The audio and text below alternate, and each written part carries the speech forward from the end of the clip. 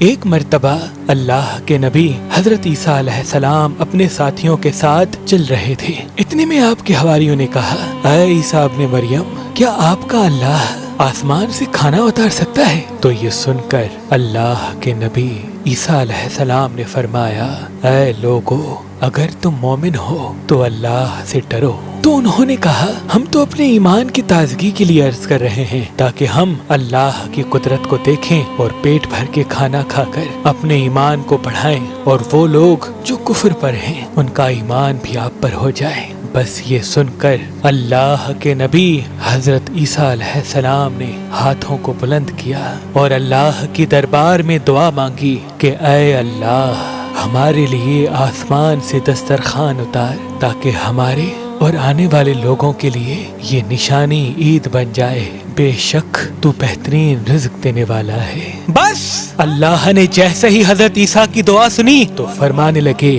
اے عیسیٰ، تمہارے پروردگار نے تمہاری دعا قبول کر دی، لیکن اس دسترخوان کے اترنے کے بعد اگر ان لوگوں نے خیانت کی تو ان پر وہ عذاب نازل ہوگا جو آنے والی نسلوں کے لیے مثال بن جائے گا۔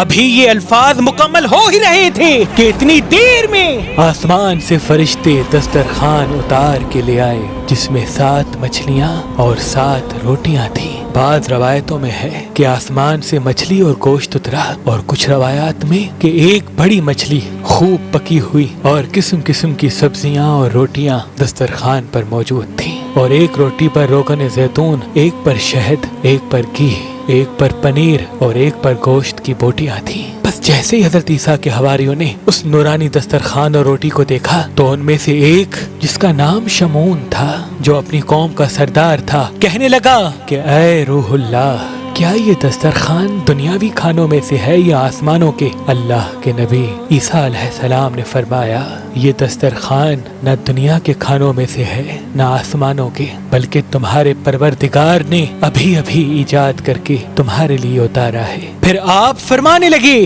خوب پیٹ بھر کے کھاؤ اور اس میں خیانت نہ کرنا اور نہ ہی کل کے لیے ذخیرہ کرنا، ورنہ اللہ کا عذاب تم پر آ پہنچے گا۔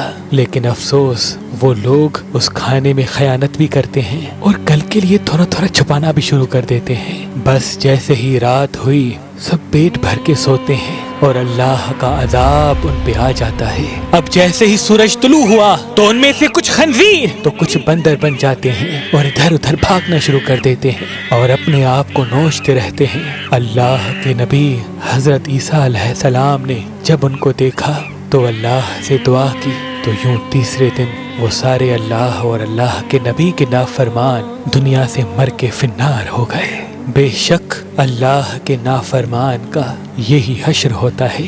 اللہ پاک نے اس واقعے کو اپنے کتاب قرآن کی سورہ مائدہ میں محفوظ کر دیا، تبھی اس سورہ کو مائدہ یعنی دسترخوان کہتے ہیں۔ اے اللہ، ہم سب کو اپنے فرما بردار بندوں میں شامل کر اور ہم سب کو ویسا بنا جیسا تو ہمیں دیکھنا چاہتا ہے۔